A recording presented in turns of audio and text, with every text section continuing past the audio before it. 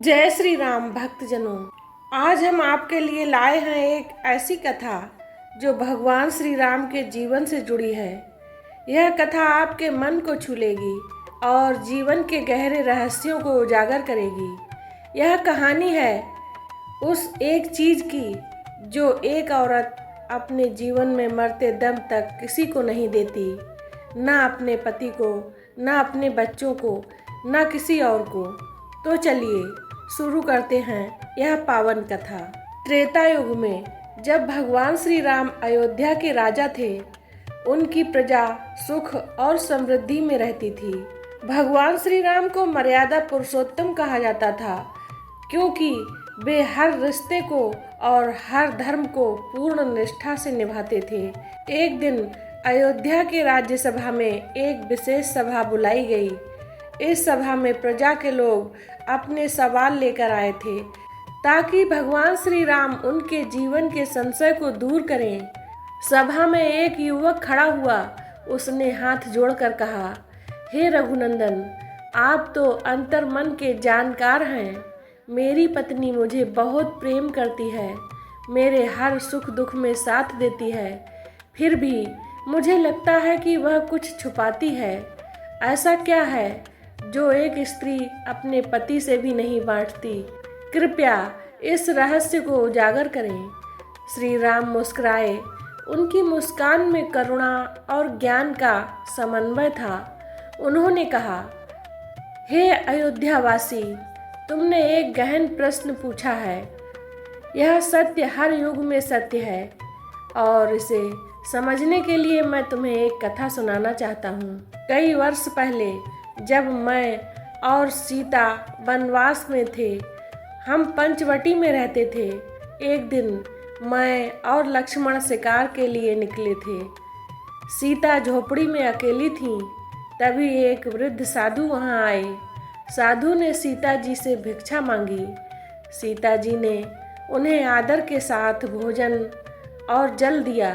साधु ने भोजन ग्रहण किया और बोले, हे माता, तुम्हारी भक्ति और सेवा अनुपम है। मैं तुम्हें एक वरदान देना चाहता हूँ। मांगो, तुम्हें क्या चाहिए?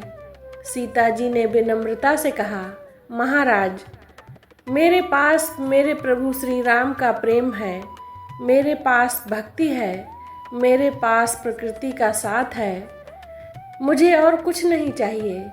साधु ने आग्रह किया, नहीं माता, तुम्हें कुछ मांगना ही होगा।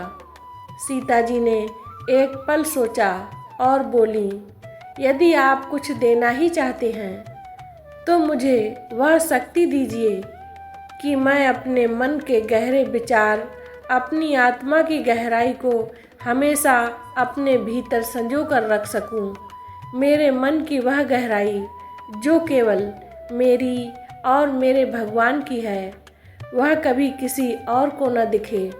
साधु प्रसन्न हुए और बोले, तथास्तु, तुम्हारी यह इच्छा पूर्ण होगी। तुम्हारे मन की वह गहराई, तुम्हारी आत्मा का वह कोना जो तुम्हारी निजता है, वह तुम्हारे पास हमेशा सुरक्षित रहेगा। यह तुम्हारी सबसे बड़ी शक्ति है। इतना कहकर साधु अंतर ध्यान हो गए। बाद में पता चला कि वे स्वयं भगवान शिव थे, जो सीता जी की भक्ति का परीक्षण करने आए थे। श्री राम ने सभा की ओर देखा और कहा, हे प्रजाजनों, यह कथा हर स्त्री के हृदय की सच्चाई को दर्शाती है।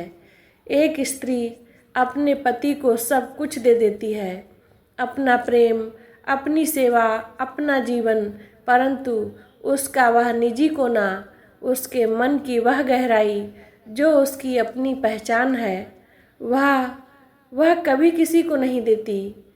यह उसकी शक्ति है, उसकी मर्यादा है। यह वह चीज़ है जो वह मरते दम तक अपने पास रखती है।